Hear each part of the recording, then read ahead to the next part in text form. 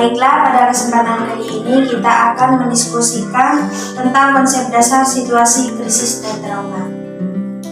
Kalau definisinya sudah saya dapatkan ini referensi sebagian, yaitu krisis adalah situasi yang mempengaruhi keseimbangan psikologis seseorang. Kalau trauma di sini adalah dampak emosional dari pengalaman traumatik. Kalau trauma itu seperti misal ada kejadian kita diputusin atau diselingkuhin, jadi kita trauma untuk bercinta, mungkin seperti itu kalau definisi traumanya sendiri. Ya banyak juga sih kejadian-kejadian yang lain yang bisa mengalami trauma, tidak hanya tentang percintaan kita. Terus juga ada beberapa faktornya, ada beberapa faktor dalam krisis trauma ini. Mungkin ada yang sudah tahu tentang faktor-faktornya. Saya mendapatkan referensi juga. Untuk faktor-faktor, ada 3 faktor. Yang pertama yaitu faktor individu. Yang kedua faktor ketahanan. Dan yang ketiga yaitu faktor situasional.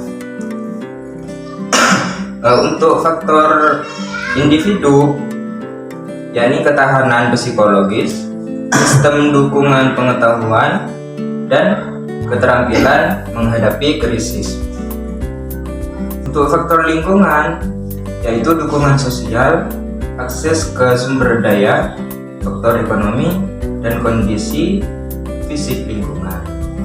Kalau faktor lingkungan itu bisa juga dukungan sosial, kayak dukungan dari orang tua, intinya dukungan dari orang dekat, seperti itu ya.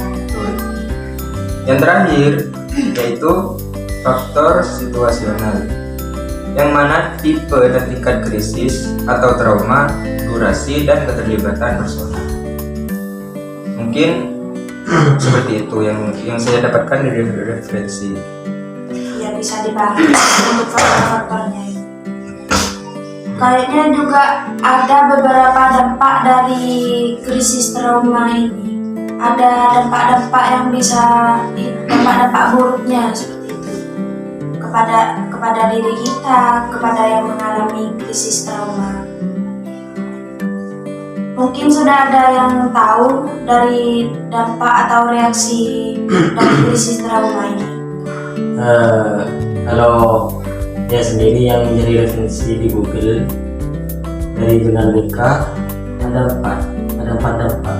Yang pertama respon emosional, yang kedua respon fisik, dan yang ketiga respon kognitif, yang keempat respon perilaku.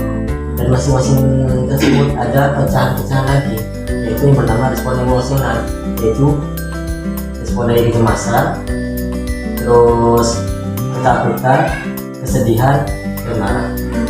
Terus yang kedua yaitu respon fisik, yaitu terdiri dari gangguan tidur, ketenangan otot, gangguan pencernaan. Dan yang ketiga respon kognitif.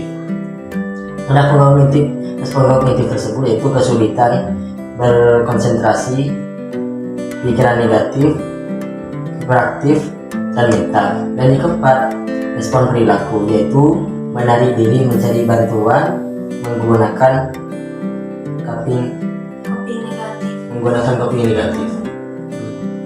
Yaitu yang saya dapatkan dari referensi Google Jurnal BK. Kemarinnya saya melihat di sosial media ada yang mendapati contoh, sepertinya cocok dengan pembahasan kali ini, yaitu contohnya Rizky Bilal dan Resti itu. Oh iya, yang KDRT itu. Iya, yang KDRT. Kan di sana situasi traumanya dialami oleh Resti. Mungkin kan biasanya kayaknya orangnya Resti itu gak bisa dikerasin, orangnya lemah lembut gitu. Ya. Tapi kalau saya lihat komenan dari TikTok IG itu, katanya sampai dipukul, sampai Rizky Bilal sampai masuk penjara itu. masuk penjara. Iya, sampai masuk penjara, tapi ditarik lagi gugatan itu yang bisa masuk penjara itu sama Lesti. Jadi gak jadi masuk Berarti cabutan laporan itu ditarik lagi sebenarnya. Iya, padahal istri sendiri yang buat laporannya ke polisi. Itu bisa sih dijadikan topik sebagai pembahasan kali ini, konseling krisis, trauma dan krisis ini. Situasinya tersebut kan memang ya krisis dan trauma ya jelas dari Resti tersebut. Terus apakah ada lagi contoh yang lain selain KDRT tersebut? Saya juga punya contoh, itu pembulian, terjadi pembulian. Sudah ada beberapa kejadian tentang pembulian ini. Yang sering terjadi biasanya di sekolah-sekolah, di pesantren-pesantren. Sampai ada yang meninggal, yang trauma nih yang jelas orang tuanya juga. Nama pesantren juga bisa tercemarkan. Bukan cuma satu pesantren saja, semua orang juga bisa mengalami trauma. Yang mau memondokkan anaknya pasti takut semua karena takut ada pembulian. Sampai juga ada yang depresi, takut bertemu orang lain.